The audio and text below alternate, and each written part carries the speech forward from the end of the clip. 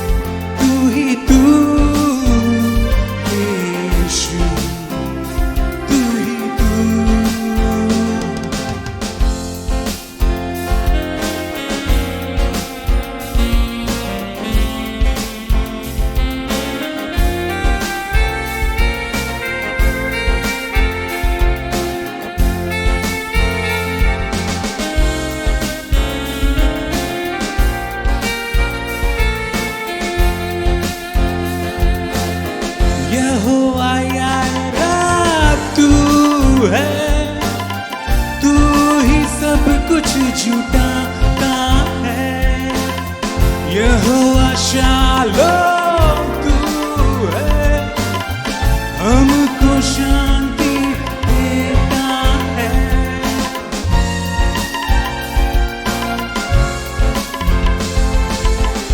यहोवा यारा तू है, तू ही सब कुछ जुटाता है।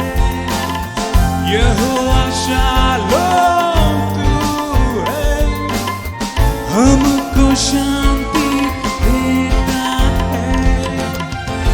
इम्मानुएल बन के सदा साथ रहता है तू।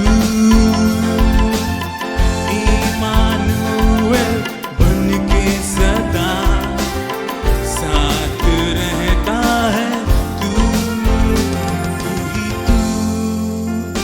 तू ही यीशु यीशु, तू ही यीशु यीशु।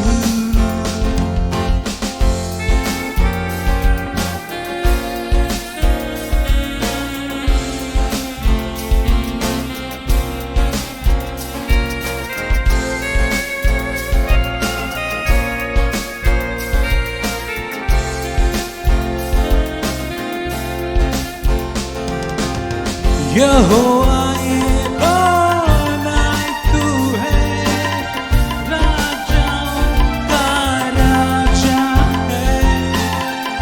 एल शद्दाई तू है, हमें तू भरपूर करता है।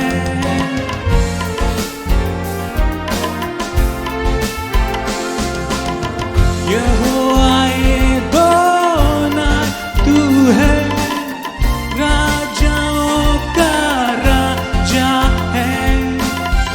एल शद्दाई तू है, हमें तू भरपूर करता है।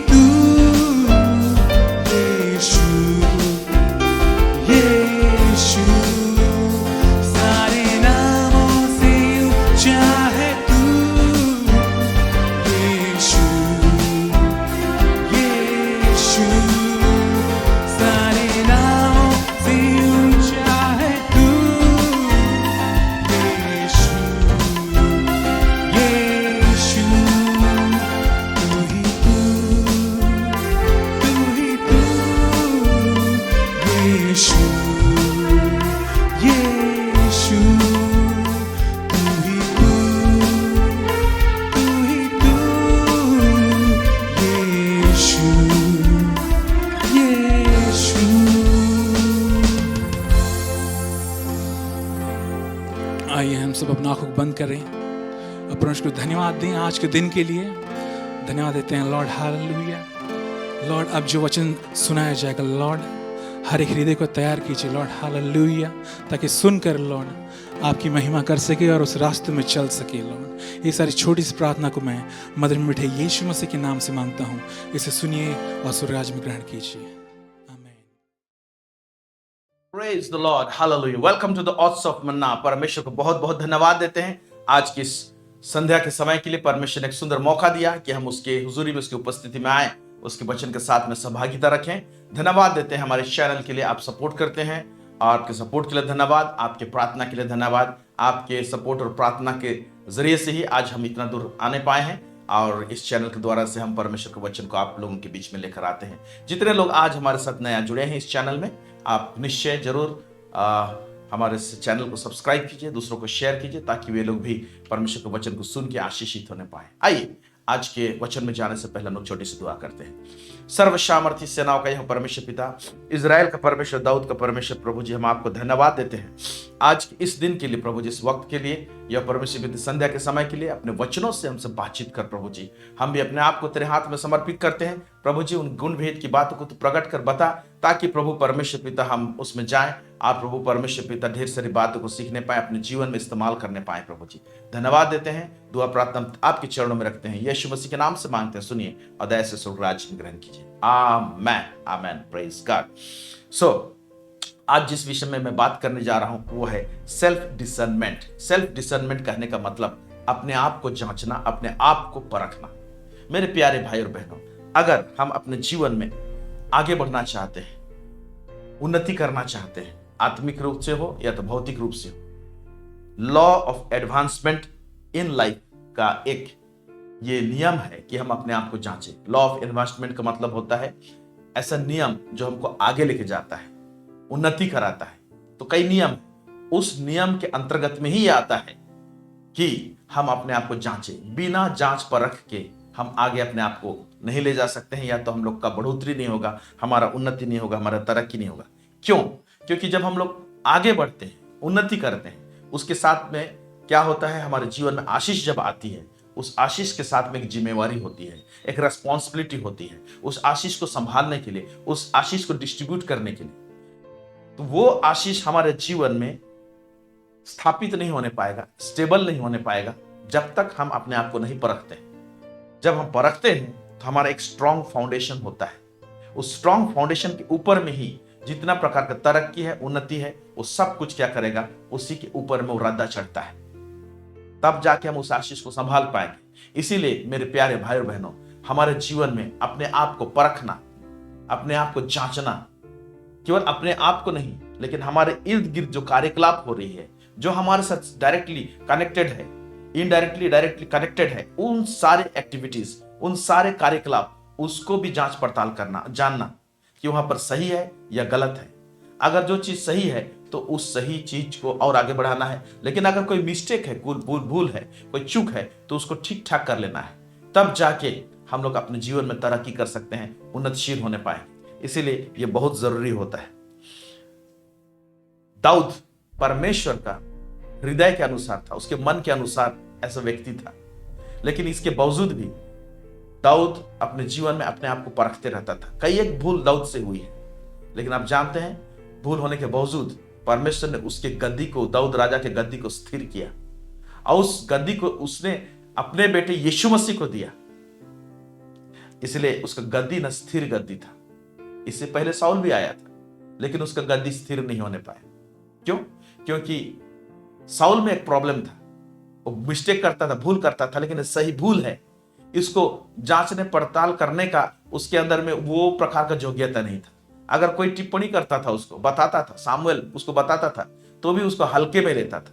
इसका मतलब यह है कि खुद को जांचना, जांच पड़ताल करने का ऐसे क्वालिटी साउल में हम लोग नहीं देखते हैं, लेकिन दाऊद में हम लोग देखते हैं। दाऊद भी भूल किया है, गलती किया है, लेकिन उसको सुधारा है, अपने आप को जांचा है, परमेश्वर की हुजूरी में गया है। उसको कोई टिप्पणी करता था, कोई बताता था, तो उसको सुधार लेता था। आइए दाऊद के जीवन का कुछ एक बातों को हम लोग देखेंगे। पहली बात, पहला सामुएल उसका 13 उसका 14 में साफ साफ बताता है। क्या बताता है? परंतु अब तेरा तेरा राज्य बना ना रहेगा। ये सामुएल साउल को बोल रहा है, अब तेरा राज्य बना ना रहेगा। यहोवा ने अपने लिए एक ऐसा पुरुष को ढूंढ लिया है जो उसके मन के अनुसार है, परमेश्वर के मन के अनुसार, उसके हृदय के अनुसार है। ऐसा पुरुष जो था वो दाऊद था, उसको चुन लिया है कहता है। और यहोवा ने उसी को अपने प्रजा पर प्रधान होने के को ठहराया है, क्योंकि तूने यहोवा की आज्ञा को नहीं माना। यहोवा का आज्ञा को नहीं मानता था, यहोवा का आज्ञा का उल्लंघन करता था और सोचता था कि मैंने पालन किया है। आप पढ़िएगा साउल के विषय में, इस तरह से उसका टिप्पणी आता था कि मैं परमेश्वर का आज्ञा को माना हूं, पालन किया हूं। आधा अधूरा मानता था और अपने आप को डिजाइन नहीं करने पाता था, अपने आप को परखने नहीं पाता था। ये चीज साउल में पाया जाता था। लेकिन दाऊद भिन्न था और दाऊद के विषय में कहता है वो मन मेरे मन के तुल्य है। Praise the Lord. और उसी दाऊद का गद्दी को परमेश्वर ने ऐसा स्थिर किया, ऐसा मॉडल बनाया कि उसी मॉडल को, उसी गद्दी को परमेश्वर ने अपने बेटे यीशु मसीह को देता है। देखिए यहां पर क्या लिखता है, लूका उसका 1 अध्याय 32 से लेकर 33, यहां पर कहता है वह महान होगा। किसके विषय में? यीशु के विषय में। वह महान होगा और परम प्रधान का पुत्र कहलाएगा, परम प्रधान का पुत्र कहलाएगा। और प्रभु परमेश्वर उसके पिता दाऊद का सिंहासन उसको देगा। उसके पिता दाऊद का सिंहासन, दाऊद का सिंहासन कब का सिंहासन था? वो यीशु मसीह को उसके सिंहासन को देगा कहता है। Praise God. यानी ऐसे एस्टैब्लिशमेंट दिया था, ऐसे स्थिरता दिया था दाऊद के गद्दी को। और दाऊद भूल करने के बावजूद भी उसका गद्दी स्थिर हुआ। क्यों? क्योंकि दाऊद अपने आप को परखते रहता था, ठीक ठाक करते रहता था, जांचते रहता था। मेरे प्यारे भाई बहनों, ऐसे हम लोग जब आगे बढ़ते हैं तो हमारे जीवन में प्रतिदिन और फेज में हमें अपने आप को जांचना, जांच पड़ताल करना और अपने आप को परमेश्वर के सम्मुख रखना और आंकड़ा बैठाना, परखना, ये बहुत जरूरी होगा।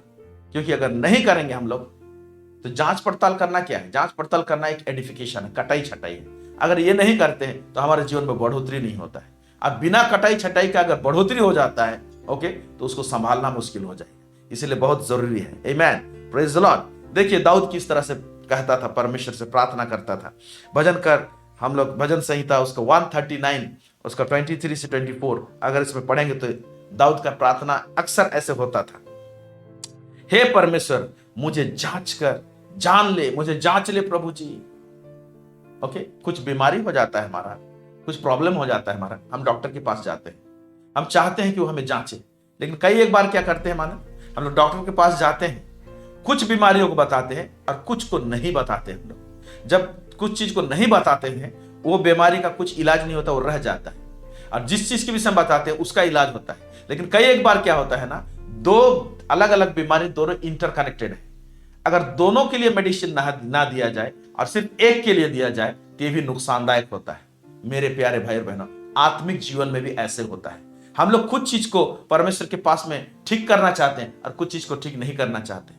और परमेश्वर को अगर हम लोग जांचने पड़ताल करने देंगे, हम लोग सरेंडर होंगे उसके सामने, तो वो कुछ एक चीज को केवल जांच पड़ताल नहीं करेगा, वो सारा चीज को ठीक ठाक करने के कगार में हम सबों को रखेगा। ओके, हे परमेश्वर मुझे जांच कर जान ले, मुझे परख कर मेरी चिंताओं को जान ले।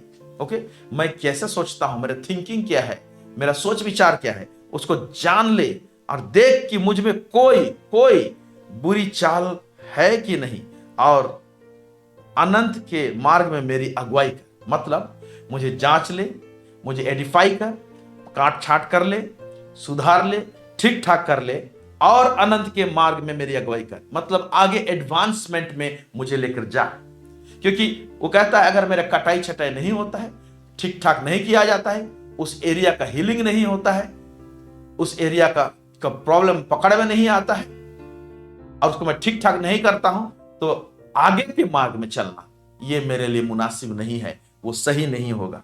Hallelujah, praise the lord. भजन संहिता उसका 26:2 में फिर कहता है, हे यहोवा मुझको जांच और परख, मुझको जांच और मुझको परख, मेरे मन और हृदय को परख, मेरे सोच विचार को परख, मेरे हृदय में छुपा हुआ बात को परख बोल के दाऊद कहता है। और अक्सर ऐसा प्रार्थना करता था। और इसीलिए हम लोग देखते हैं कि दाऊद अपने जीवन में इवन साउल से भी बड़ा भयंकर पाप किया था, लेकिन आप देखते हैं कि दाऊद का गद्दी को परमेश्वर स्थिर करता है इसी कारण से, क्योंकि वो जांच पड़ताल करता था। अगर आप चाहते हैं कि आपका गद्दी स्थिर रहे, आपका आपका मैटर स्थिरता में रहे और बढ़े, आप एडवांसमेंट में जाएं, तो बहुत जरूरी है कि वहां पर जांच पड़ताल होना और सेल्फ डिसर्नमेंट होना। हालेलुया। अपने आप को परखना, और किसके मदद से परखेंगे? परमेश्वर की मदद से, उसके रोशनी में ही परख सकते हैं। हम अपने आप को लाएंगे परखने का मोड में, लेकिन परमेश्वर ही है जिसको परखेगा और उसका हिसाब किताब बैठाएगा। प्रेज गॉड, आमेन, हालेलुया।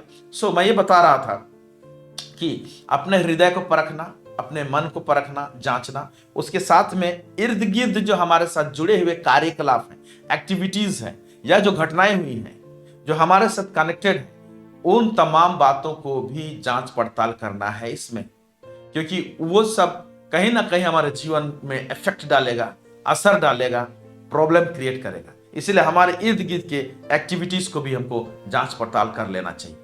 और अय्यूब जो धीरज का डॉक्टरेट पाया हुआ व्यक्ति है, अय्यूब, वो व्यक्ति बाखूबी बहुत अच्छी तरीके से इसको करता था। वो जांच पड़ताल करता था कि मेरे इर्द गिर्द तो कुछ ऐसा चीज नहीं है जो चीज अनसॉल्व्ड है, जिसको सॉल्व नहीं किया गया, उसको ठीक ठाक नहीं किया गया। ये अय्यूब करता था। और अय्यूब को पूरा पुस्तक को पढ़िएगा, एक एक बिट बाय बिट अपने आप को जांच पड़ताल करता था। आपको पता चलेगा कि कैसे जांच पड़ताल करता था। यहां से हम लोग एक चीज को देखते हैं। अय्यूब, उसका 1 अध्याय 4 से लेकर 5। अय्यूब बहुत बड़ा धनी व्यक्ति था। उसके लिस्ट दिया गया है कितना धन संपत्ति था, और वो खरा व्यक्ति था। परमेश्वर कहता है ये खरा व्यक्ति कैसे करता था, अपने इर्द गिर्द की एक्टिविटीज को जांचता था, पड़ताल करता था और उसको ठीक ठाक करता था। देखिए अय्यूब, उसका 1 अध्याय 4 से लेकर 5। उसके बेटे बारी बारी से एक दूसरे के घर में खाने पीने को जाया करते थे, पार्टी करते थे उनके बेटे लोग, और अपनी तीनों बहनों को अपने संग खाने पीने के लिए बुलवा भेजते थे। जब भी पार्टी करते थे, उनके 3 बहन थे, उनको भी बुलवा भेजते थे। बोल रहा है भाई, ओके, बुलवा भेजते थे। जब जब भोज के दिन पूरे हो जाते, तब तब अय्यूब उन्हें बुलवा कर पवित्र करता। उनको बुलाता था और उनको पवित्र करता था, लिखा हुआ। तब अय्यूब उन्हें बुलवा कर पवित्र करता, और बड़े भोर को, देखिए वो तत्पर रहता था, बड़े भोर को ये काम करता था, उठकर उनकी गिनती के अनुसार होम बलि चढ़ाता था। क्योंकि अय्यूब सोचता था, ये जो बात है ना, यही है, अपने आप को परखता था, अपने के इर्द गिर्द के मैटर को, बातों को वो जांच पड़ताल करता। क्योंकि अय्यूब सोचता था, कदाचित मेरे लड़कों ने पाप करके परमेश्वर को छोड़ दिया। इसी रीति से अय्यूब सदैव किया करता था। ये एक बार का बात नहीं, वो करते ही रहता था। यानी अय्यूब इतना सेंसिटिव था कि कहीं ना कहीं मैं भूल किया होगा, या तो गलती किया होगा, या तो मेरे बच्चे लोग किए होंगे, बातों बातों में परमेश्वर का मजाक उड़ा दिए रहेंगे। तो ऐसे बात ठीक नहीं है। ये चीज कहीं ना कहीं क्या कर देगा, नुकसानदायक होगा। तो ऐसे करता था। इसी के कारण से ही पता चलता है कि परमेश्वर ने क्यों कहा कि अय्यूब के समान धर्मी और खरा व्यक्ति उस समय कोई नहीं था। क्यों? ऐसे स्टेटमेंट तब आता है जब कोई व्यक्ति ना अपने आप को परखता है परमेश्वर की हुजूरी में, उसकी उपस्थिति में। तो अय्यूब इस प्रकार से करता था। आमीन। फिर मैं ये बताना चाहता हूं कि परमेश्वर हम लोगों को खुद को परखने के लिए हम लोगों को क्या करता है, चांस देता है, मौका देता है। और उस चांस को कई बार हमको पकड़ में नहीं आता है कि यहां पर चाह रहा है कि हम अपने आप को परखें। ओके, यहां पर कुछ आत्मिक बातों को आपके बीच में लेकर आऊंगा। रूत के पुस्तक में से हम देखेंगे। रूत का पुस्तक में हम लोग देखते हैं, एक परिवार के विषय में कहा जाता है। ओके, एलीमेलेक का परिवार है जो कि इजरायली है, और उसकी पत्नी का नाम है नओमी, और इनके 3 बेटे हैं। ओके, सॉरी, इनके 2 बेटे हैं। और ऐसा हुआ कि उन दिनों में ये बेतलेहम में या तो इजराइल में अकाल पड़ा, लिखता हुआ। और अकाल पड़ा तो ये लोग क्या किए, ओके, इसमें से कुछ आत्मिक बातों को निकालेंगे। ओके, जिन दिनों में न्यायी लोग न्याय करते थे, उन दिनों में देश में अकाल पड़ा।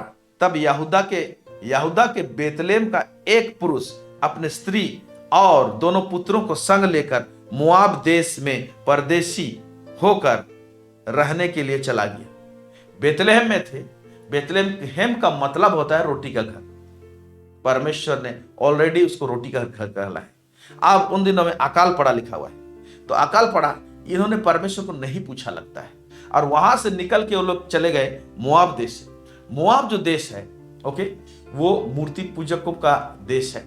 वहां पर आराधनालय नहीं मिलेगा, वहां पर वचन का सेवकाई नहीं मिलेगा। अपने आप को यरूशलेम, जहां पर रोटी का घर है, जहां पर वचन की सेवकाई होती है, जहां पर व्यवस्था है, उस जगह को छोड़कर एक ऐसा जगह में चले गए जहां पर फेलोशिप नहीं है, सहभागिता नहीं है, उसके लोग नहीं है, और वहां पर विशेष करके परमेश्वर का वचन नहीं है, वहां पर सेवकाई नहीं है। ऐसे जगह में लोग पहुंच जाते हैं। अब क्या होता है देखेंगे। पुत्रों को संग लेकर मोआब देश में परदेसी होकर रहने के लिए चला।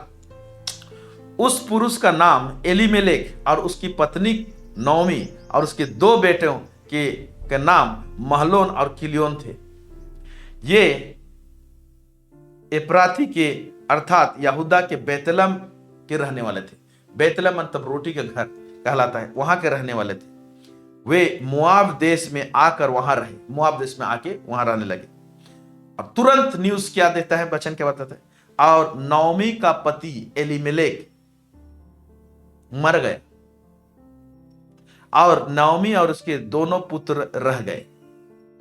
जब यहां से दूसरी जगह में मूव किए लोग, ओके, ये जो कर रहे हैं, ये जो चीज है शायद परमेश्वर को अच्छा नहीं लगा, कि परमेश्वर को भरोसा नहीं किया और ये लोग छोड़ दिए, रोटी का घर को छोड़ के चले गए, और वहां पर खाने मिल रहा है बोल के वहां पर जाके वो लोग ठहर गए।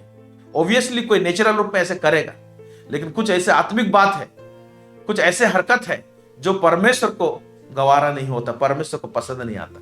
आज लोग वहां चले गए और पति मर गया। जब पति मर गया तो पहला सिग्नल आया, चांस आया कि अपने आप को परख ले इर्द गिर्द के माहौल को, कि भाई हमने ठीक किया है कि गलत किया है। वहां भी पता नहीं चला। उसके बाद क्या होता है, और उन्होंने एक मोआबिन स्त्री से विवाह कर लिया। कौन? उसके बेटे लोग। एक का नाम ओरपा और दूसरे का नाम रूत था, लिखा हुआ है। फिर वे वहां कोई 10 वर्ष रहे। देखिए 10 वर्ष रहे, लिखा हुआ है। जब महलोन और किलियोन दोनों मर गए, अब बेटे लोग भी दोनों मर गए, तब नौमी अपने दोनों पुत्रों और पत्नी से रहित हो गई, पति से रहित हो गई। तो हम लोग देखते हैं कि 10 साल वहां रह गए और उनके दोनों बेटे भी मरे। दोनों बेटे तो एक दिन नहीं मरे होंगे, पति मरा, उसके बाद कुछ वर्षों के बाद बेटा मरा होगा एक, तो भी उनको नहीं ठनक रहा है, उसको सेंस नहीं आ रहा है कि हमको यहां से लौट जाना चाहिए, अपने देश को चले जाना चाहिए। फिर वहां पर दूसरा बेटा भी मर गया और पुरुष लोग उस घर के मर गए, केवल स्त्री लोग बच गए। तो यहां पर ऐसे घटनाएं कुछ होती है, तो हम लोग क्या करते हैं ना, अनजान रहते हैं, या तो अनभिज्ञ रहते हैं, या तो हम लोग उसको सोचते नहीं है, परखते नहीं है कि क्या हो रहा है इर्द गिर्द में। मेरे प्यारे भाई बहनों, अगर ये लोग लौट गए रोटी के घर, क्योंकि नीचे अगर पढ़ेंगे आप तो आपको देखेंगे बाद में पता चला कि परमेश्वर ने अपने लोगों की सुधि ली है, कहां? यरूशलेम में। फिर उस समय लोग लौटते हैं। तो यहां पर जो घटना सब हो रही है, ऐसे कुछ कुछ घटना एक सीरीज में मृत्यु हो रहा है। बाप मारा, फिर एक बेटा मारा, तब भी पता नहीं चल, फिर दूसरा बेटा मारा, फिर भी पता नहीं चल रहा है, और लोग रह गए हैं। मेरे प्यारे भाई बहनों, इसे परमेश्वर ने क्या करता है, सिग्नल देता है परखने के बाद कि हम लोग यहां से वहां मूव किए, सही है क्या? तो छोटी छोटी चीज है, हो सकता है कि व्यवस्था अनुसार पाप नहीं दिखाई देता है, लेकिन परमेश्वर के नजर के अनुसार जो मूवमेंट है वो गलत हो सकता है, गलत पोजिशनिंग हो सकता है। इन तमाम बातों को परखना है अगर हम अपने लाइफ में हम लोग आगे बढ़ना चाहते हैं, तरक्की करना चाहते हैं। ऐसी एक घटना है जहां पर परमेश्वर सिग्नल देता है कि भाई ठीक ठाक कर ले, तू गलत कर रहा है। तो हम लोग जब परखने का जब बात आता है तो परमेश्वर चांस देता है। मैं ये बताना चाहता हूं, वो चांस सब छूटना नहीं चाहिए। इसलिए इर्द गिर्द के कार्यकलाप को भी देखने की आवश्यकता है कि हो क्या रहा है, क्यों हुआ ऐसे। ओके, अपने हृदय को तो जांचना है, अपने विचारों को जांचना है, लेकिन उन कार्यकलाप को भी जांचना है जो हमारे साथ में डायरेक्टली इनडायरेक्टली क्या है, जुड़ा हुआ है। उससे बहुत सारा चीज निकल पाएंगे और हम लोग राइट ट्रैक में रहने पाएंगे। हम लोग देखेंगे गिनती का पुस्तक उसका 22 9 से लेकर 14। यहां पर हम लोग देखते हैं कि परमेश्वर तो इजरायलियों को मिस्र देश से निकाल कर लेकर आ रहा था, और बड़े बड़े युद्ध को परमेश्वर ने इजरायलियों के लिए जीता। और जब आगे बढ़ रहे थे तो कुछ कुछ लोग ऐसे होते थे, राजा लोग, कि डर के मारे वो लोग इधर उधर भागते थे, क्योंकि इजरायली लोग बहुत सामर्थ्य हो गए थे, परमेश्वर उनके तरफ से लड़ता था। और ऐसे ही जब आगे बढ़ रहे हैं तो हम लोग देखते हैं बालाक एक राजा है। ओके, ये राजा जो है ये मोआब का राजा है, और ये राजा भी घबरा जाता है कि इजरायली लोग आगे बढ़ रहे हैं, अपने इलाके में आ चुके हैं, ये लोग हमको भी मार देंगे। तो बालाक चाहता है कि वो बिलाम के पास में जाए। बिलाम एक ऐसा व्यक्ति था जो किसी को आशीष देता था तो आशीषित हो जाता था, किसी को श्राप दे देता था तो श्रापित हो जाता था। तो चाह रहा था बालाक कि बलाम के पास जाए और बलाम को कहे कि इजरायलियों के खिलाफ में कुछ शब्द ऐसे बोले, कुछ ऐसे श्रापित बात बोले, ताकि वो श्रापित बात उनके जीवन में लग जाए और जब लड़ाई करे तो ये लोग जीत जाएं। इसी मानसा से उसने क्या किया, बालाक ने बलाम के पास अपने पुरनियों को, अपने क्या बोलूंगा, कुछ प्रतिष्ठित लोगों को भेजा और कुछ धन संपत्ति के साथ में भेजा। ओके, देखते हैं हम लोग। तब परमेश्वर ने बिलाम के पास आकर पूछा, तेरे यहां ये पुरुष कौन है? वो लोग आए हैं बिलाम को बुलाने के लिए, बालाक ने भेजा है। तो परमेश्वर पूछ रहा है उसको, तेरे यहां ये लोग आए हैं, कौन है? परमेश्वर स्वयं पूछ रहा है।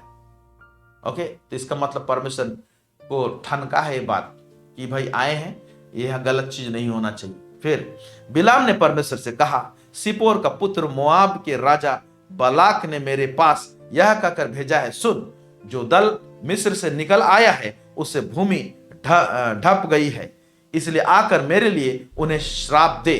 संभव है कि मैं उनसे लड़कर उनको बरबस निकाल सकूं। अगर तू श्राप देगा तो मैं उनको लड़ूंगा तो जीतने पाऊंगा, बोल रहा है। परमेश्वर ने बिलाम से कहा, तू इनके संग मत जा, उन लोगों को श्राप मत दे, क्योंकि वे आशीष के भागी हो चुके हैं। मत जाना, क्योंकि इजरायली चुने हुए लोग हैं, मैं उनको ऑलरेडी आशीष दे चुका हूं।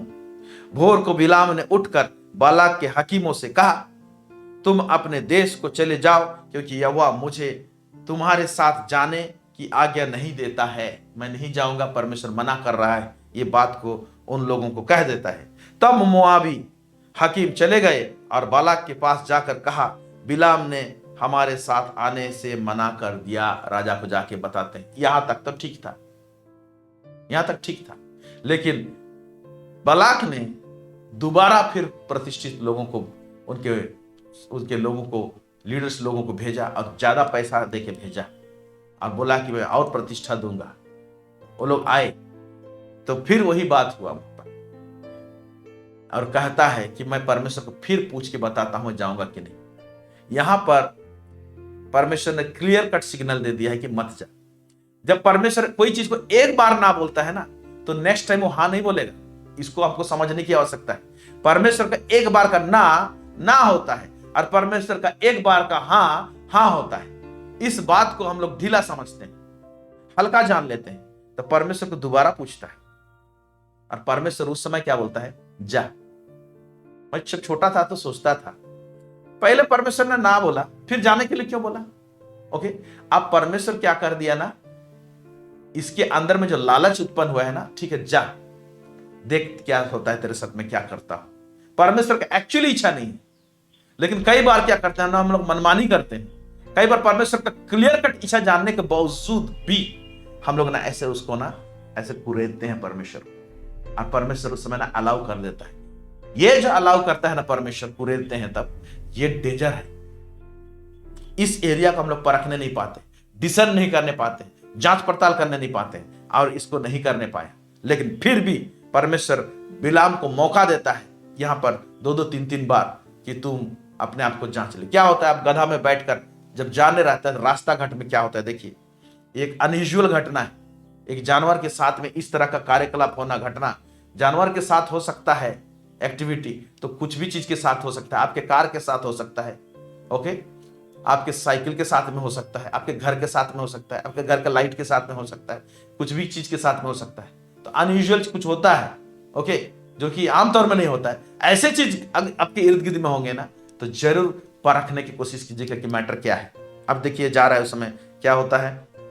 गिनती का पुस्तक 22 उसका 21 से लेकर 30 यहां कहता है, तब बिलाम भोर को उठा और अपने गधी पर काठी बांधकर मोआब भी हकीमों के संग चल पड़ा और उसके जाने के कारण परमेश्वर का कोप भड़क उठा। देखिए परमेश्वर का जो कोप भड़क उठा है उस सिग्नल में वो ऐसे दिखाई नहीं दे रहा है। परमेश्वर मना किया था, लेकिन दूसरा दिन परमेश्वर जाने के लिए जब मैं जाऊं क्या बोलकर टोका ना था, परमेश्वर जाने भी दिया, लेकिन परमेश्वर का कोप भड़क उठाए। देखिए तो परमेश्वर कोई चीज को ना बोला होगा उसके बाद हाँ बोले होगा आपको, तो याद कीजिएगा कि उसके बैकग्राउंड में कहीं कोप तो नहीं भड़का है। ओके, कोप भड़क उठा और यहोवा का दूत उसका विरोध करने के लिए मार्ग रोक कर खड़ा हो गया। अब स्वर्गदूत वहां पर सामने है, उसका विरोध करने के लिए मार्ग में खड़ा हुआ। वह अपने गधी पर सवार होकर जा रहा था और उसके संग उसके 2 सेवक भी थे और उस गधी को यहोवा का दूत हाथ में नंगी तलवार लिए हुए मार्ग में खड़ा दिखाई दिया। अब वो गधा को दिखाई दे रहा है कि सामने में स्वर्गदूत है और उसके हाथ में एक नंगी तलवार है उसको विरोध करने के लिए। ओके, तब गधी मार्ग छोड़कर खेत में चली गई। तब बिलाम ने गधी को मारा कि वह मार्ग पर फिर आ जाए। ओके, अब वो क्या किया, गधा मार्ग को छोड़ के वो क्या हो गया, मार्ग से नीचे उतर गया। तब गधी मार्ग को छोड़कर खेत में चला गया, लिखा हुआ। और इस तरह का घटना ये गधा कभी ऐसे किया नहीं है, नीचे पढ़ेंगे तो आपको पता चलेगा। और जब ऐसे चला जाता है गधा को मार मार के फिर रास्ता में लेकर आता है। फिर तब देखते हैं, तब यहोवा का दूत दाग की बारी के बीच की गली में जिसके दोनों ओर बारी के दीवार थे खड़ा हो गया। यहोवा के दूत को देखकर गधी दीवार से ऐसी सट गई कि बिलाम का पांव दीवार से दब गया। यहां पर लिखता है दीवार से दब गया, उसको चोट लगने का जैसा हो गया। वैसे सकरा रास्ता था और वहां पर भी स्वर्गदूत है, तो दीवार से घिसते हुए वो गधा वहां से जा रहा है। फिर मारा बोलता लिखा हुआ है, तब उसने उसको फिर मारा बोल रहा है। परमेश्वर चांस दे रहा है, परख लो क्या हो रहा है। वहां पर अगर रुक लेता, प्रभु ये क्या हो रहा है, कभी ऐसा नहीं हुआ है, क्या बात है, तो परमेश्वर बात करता, लौट जा, खतरनाक है। फिर बोलता है, तब यहोवा का दूत आगे बढ़कर एक ऐसा सकरे स्थान पर खड़ा हुआ जहां ना तो दाहिने और ना हटने की जगह थी और ना बाएं ओर। वहां यहोवा का दूत को देखकर गधी बिलाम को लिए दिए बैठ गया। अब कहीं जाने नहीं सक रहा था, अब गधा बैठ गया। फिर तो बिलाम का कोप भड़क उठा और उसने गधी को लाठी से मारा। वो जब लाठी से मार रहा है, नीचे पड़ेंगे तो लिखिए, देखिए आपको मिलेगा ये गधा क्या कर रहा है बेचारा। परमेश्वर इतना सिग्नल दे रहा है। अभी दुनिया में हमने सुना नहीं है कि जानवर बात करता है, लेकिन यहां पर बाइबल में एक जगह यहां पर देख रहे हैं कि गधा इंसान की आवाज में बात करने पड़ा। इंसान का आवाज में बात कर रहा है, क्या मैंने तुम्हारे साथ बचपन से मैं हूं, तो बैठा है इतने सालों से, कभी ऐसा हरकत किया हूं? तो देख नहीं रहा है सामने में वहां पर स्वर्गदूत है जो नंगी तलवार लेके खड़ा है। तब ऐसे जब बोलता है, जब ये देखता है कि सामने में स्वर्गदूत है, तो ये घबरा जाता है। तो यहां पर चांस पे कुछ, तो मैं ये बताना चाहता हूं कि हम लोग को जब परखते हैं हम लोगों को, तो अपने हृदय को केवल नहीं परखना है। और हृदय को परखने नहीं पा रहे हैं हम लोग, मन को परखने नहीं पा रहे हैं, तो इर्द गिर्द भी कुछ ऐसे घटना होंगे, वो कनेक्टेड है हमारे साथ। तो इसलिए ऐसे टाइम में परखें क्या हो रहा है, जांच पड़ताल करने क्या हो रहा है। ओके, तो यहां पर परमेश्वर बातचीत करना चाहता है और उसके बाद परमेश्वर बात करता है, ठीक है अब जा, लेकिन तुम श्राप नहीं देगा, तुमको आशीष देगा। और जाता है, वो श्राप नहीं देता है, आशीष ही देता है। लेकिन फिर भी बालाक क्या करता है, उसको इतना संपत्ति धन देता है, इसे घूस देता है, श्राप तो नहीं देता है, लेकिन इजरायली लोगों के ऊपर में परमेश्वर का कोप कैसे भड़केगा उस रास्ता को बता देता है, कुछ ट्रिक को बता देता है। ऐसे काम करवाओ इजरायलियों से कि परमेश्वर खुद इजरायलियों के खिलाफ में हो जाएगा, और वो फॉर्मूला बता देता है। और हम लोग जानते हैं कि ये बलाम ने जो गड़बड़ किया है, इसका एग्जाम्पल जैसे बलाम के समान नहीं होना चाहिए हमको। इसको नया नियम में हम लोग पढ़ने पाते हैं, प्रकाशित वाक्य में पढ़ने पाते हैं, और भी किताब में हम लोग पढ़ने पाते हैं उसको। तो बलाम का जो चीज है यहाँ पर हम लोग देखने पाते हैं कि परमेश्वर उसको परखने के लिए चांस देता है, मौका देता है। आपके पास में, हमारे पास में भी परखने के लिए मौका और चांस रहता है। उस जगह को ना, उस चीज को ना हाथ से जाने नहीं देना चाहिए। Hallelujah, praise the lord, hallelujah, amen. तो जब हम लोग अपने आप को परखते हैं, अपने मिस्टेक को, अपने भूल को, गलती को, और जब हम लोग उसको रिजॉल्व कर लेते हैं, उसको ठीक ठाक कर लेते हैं, तब ही जाके हम अपने जीवन में आगे बढ़ सकते हैं, तरक्की कर सकते हैं। इसीलिए एक कड़ी ये है, अपने आप को जांचते हुए, परखते हुए ही हम लोग एडवांसमेंट में जा सकते हैं, हम लोग आगे बढ़ सकते हैं। ओके, देखिए यहां पर क्या कहता है, भजन संहिता 24 उसका 3 से लेके 5, यहां कहता है, यहोवा के पर्वत पर कौन चढ़ सकता है। यहोवा का पर्वत है, ये आत्मिक बात है, एक स्पिरिचुअल पर्वत है, एक ऐसा उपस्थिति है, और उसके पवित्र स्थान में कौन खड़ा हो सकता है। यानी बहुत सारा चीज हमारे जीवन का ऊंचा उठने का स्तर का आंसर उस पर्वत में मिलेगा, उस पवित्र स्थान में मिलेगा। लेकिन कहता है कौन उस पर्वत में चढ़ सकता है, कौन उस पवित्र स्थान में खड़ा हो सकता है, कौन? तो आंसर एक्चुअली है वही व्यक्ति जो अपने आप को परखता है, जांच पड़ताल करता है, एडिट करता है, अपना मिस्टेक को जान लेता है, उसको रिजॉल्व कर लेता है, ठीक कर लेता है, वो यहोवा के पर्वत में चढ़ सकता है, वो यहोवा के पवित्र स्थान में खड़ा हो सकता है। कहने का मतलब ये है, नीचे पढ़ रहा हूं आपके, उसके काम निर्दोष और हृदय शुद्ध हैं। तो निर्दोष और हृदय शुद्ध है। हृदय शुद्ध है कैसे?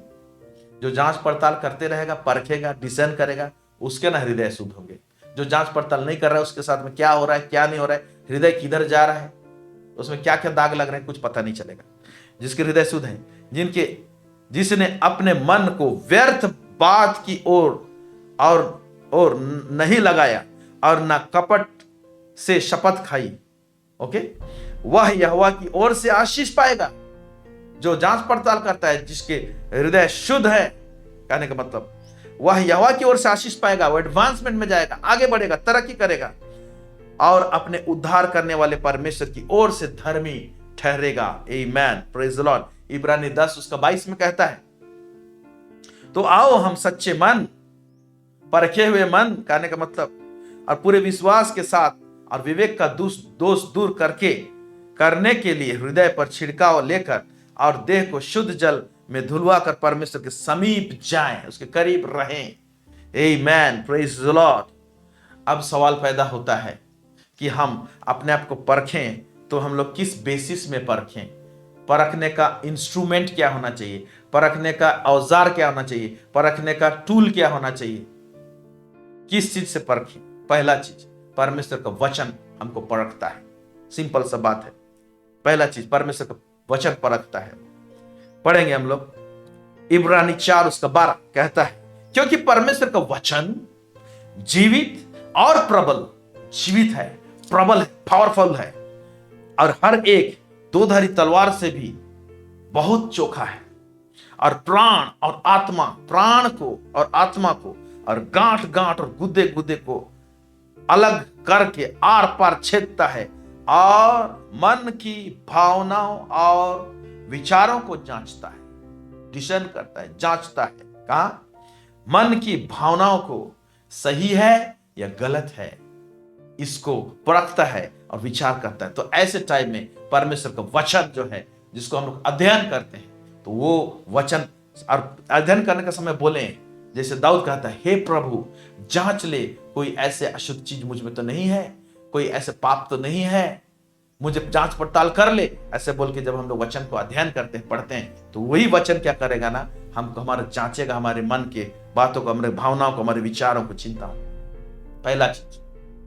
दूसरा, पवित्र आत्मा परमेश्वर, यानी परमेश्वर लेकिन पवित्र आत्मा के रूप में ये हमको परखता है, ये परखने का काम करेगा, हेल्प करेगा। हम अपने आप नहीं करने पाएंगे, क्योंकि हमारे हृदय में आश्रय रोग लगा हुआ है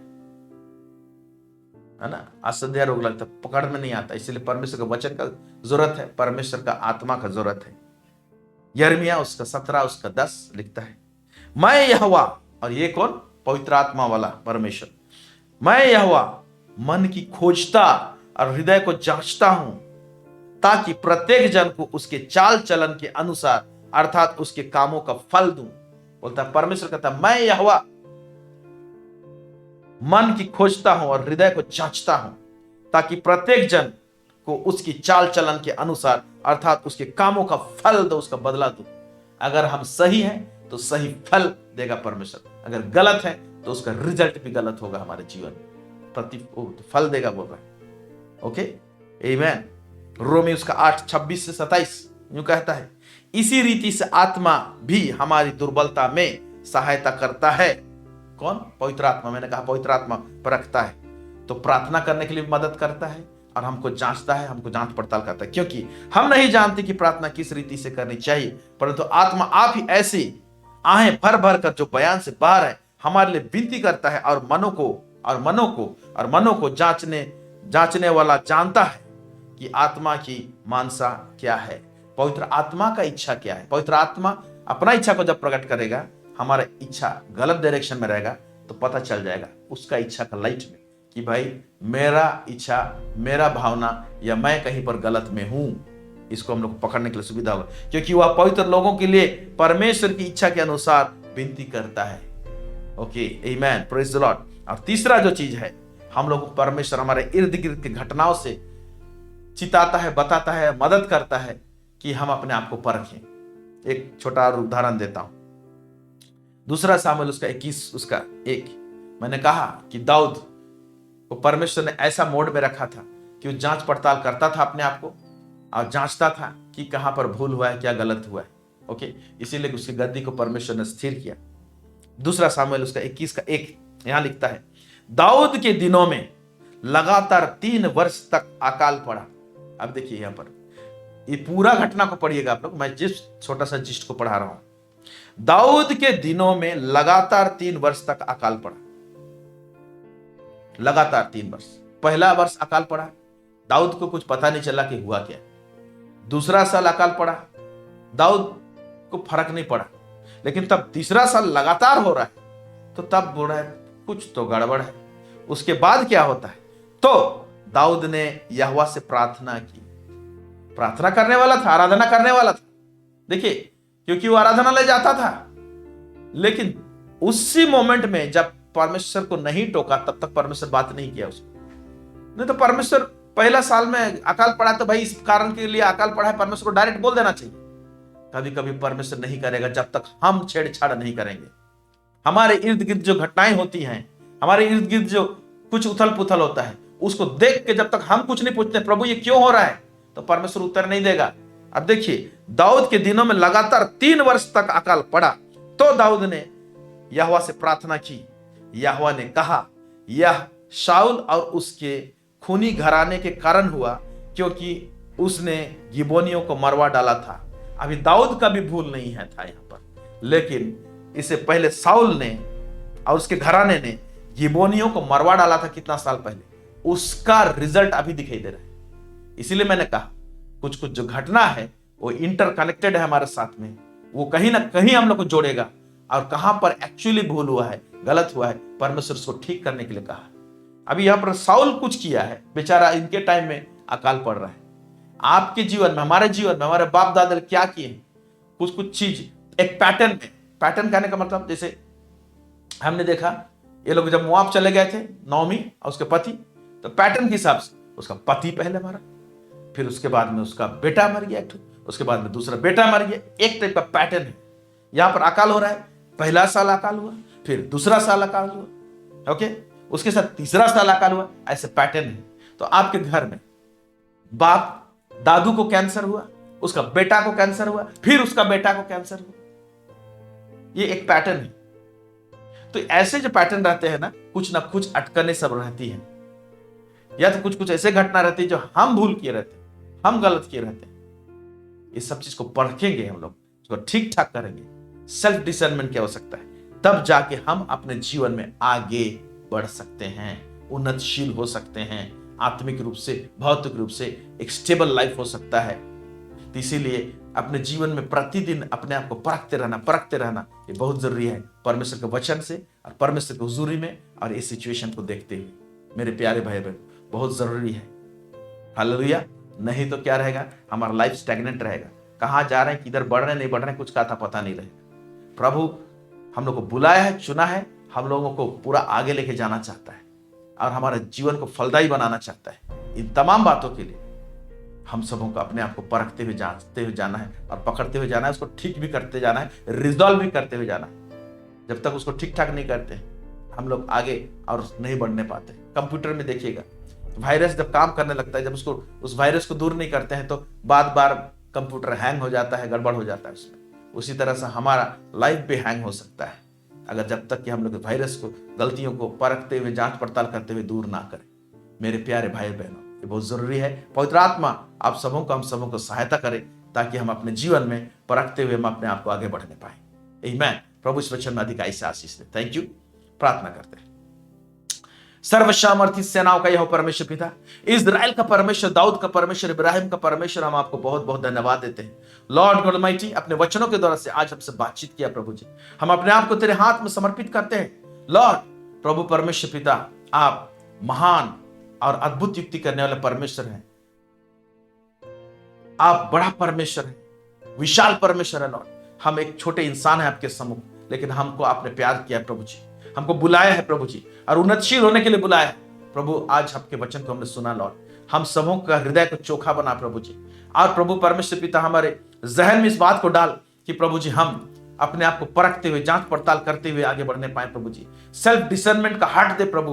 पवित्र आत्मा हमारे अंदर हमको ऐसे एटीट्यूड दे, विचार दे कि हम अपने आप को परखने पाए और परख के हम अपने भूल को, गलतियों को जानने पाए। हमारे साथ जुड़े हुए कार्यकलाप, जो घटनाएं होते हैं, उससे हम अपने आप को जानने पाए कि क्या हो रही है प्रभु परमेश्वर पिता। हमको आगे बढ़ना है प्रभु जी, हमको तरक्की करना है प्रभु जी, हमको फलदायी होना है प्रभु जी। इसलिए हमारी मदद कीजिए, अनुग्रह प्रदान कीजिए प्रभु जी। आज तेरे वचन को सुन के जितने लोग प्रभु जी अपने हृदय को परखने के लिए अपने आप को तेरे सम्मुख रखते हैं प्रभु जी, तो बातें कर प्रभु जी, ताकि उन अटकनों को प्रभु जी दूर करके प्रभु जी हर एक का जीवन आशीषित हो जाए और बढ़ोतरी में जाने पाए प्रभु जी, और फलदायी जीवन होने पाए प्रभु जी। ग्रेस दे प्रभु जी। सब बातों में आपको महिमा और गौरव देते हैं लॉर्ड। दुआ प्रार्थना तेरे चरणों में रखते हैं मास्टर, यीशु मसीह के नाम से मांगते हैं, सुनिए और दया से सुखराज में ग्रहण कीजिए। Amen, amen, amen. Praise the lord. हमारे साथ जुड़ने के लिए बहुत बहुत धन्यवाद। हमारे दुआ करते रहिए, प्रार्थना करते रहिए और इस चैनल को सपोर्ट करते रहिए। God bless you.